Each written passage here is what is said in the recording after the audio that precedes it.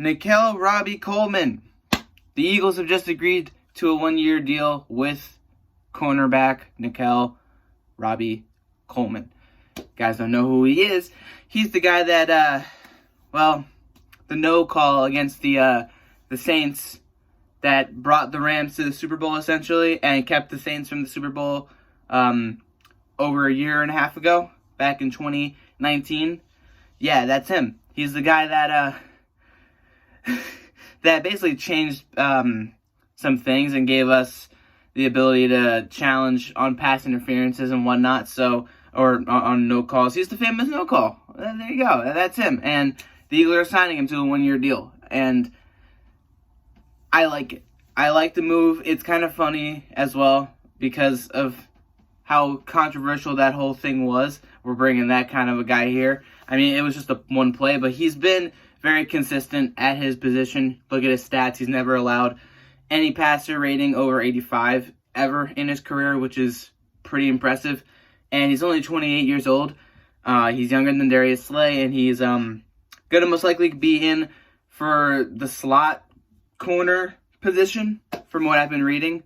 John Clark had some really good things to say about him, and overall, I think it's a good deal. I think for just a year. Again, the only thing that we're 100% sticking with is Darius Slay for at least 3 years, which makes sense because Darius Slay is Darius Slay. He's a top talent. You don't want to just immediately lose him, especially at that kind of corner position, number one. You know, we've never really had a number one be consistent and be a good corner, and we don't want to commit to everybody long term. Like Darius Slay, you can understand.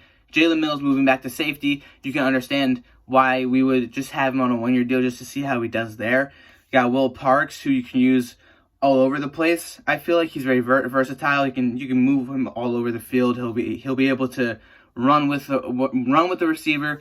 He's been a safety all his career. I mean, I think the Eagles are doing really good on defense, and that's clearly their focus, which in hindsight, it didn't seem like a great idea, but now looking at it, it makes sense. And clearly, they're going for wide receivers in the draft. I feel like they're gonna at least get two. Hopefully, they get one, and it's one of the studs in the first round. That's what I'm hoping for. Whether they move up in the draft or somehow somebody falls down to 21, the Eagles are most likely going to wait for the draft to draft these wide receivers to bring them in. And I'm fine with it. I don't know what they're going to do with Alshon Jeffrey. That's kind of the biggest question mark as of right now.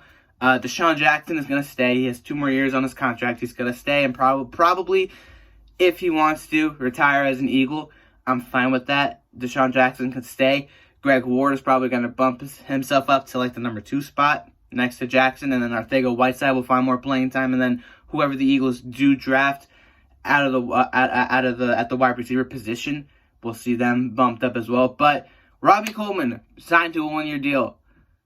Infamous no call against the Saints in the 2018 championship game back in January of 2019. Let me know what you guys think about that, and I'll see you all in the next one. Hopefully the Eagles continue to give us more details on the money and what they're actually going to do moving forward, especially on offense. I really want to know what they're doing at wide receiver. I know some people are upset that we didn't really get anybody. I mean, because you saw a lot of people yesterday, like Brashad Perriman and Emmanuel Sanders. A lot of guys at wide receiver signed deals with other teams last night, yesterday.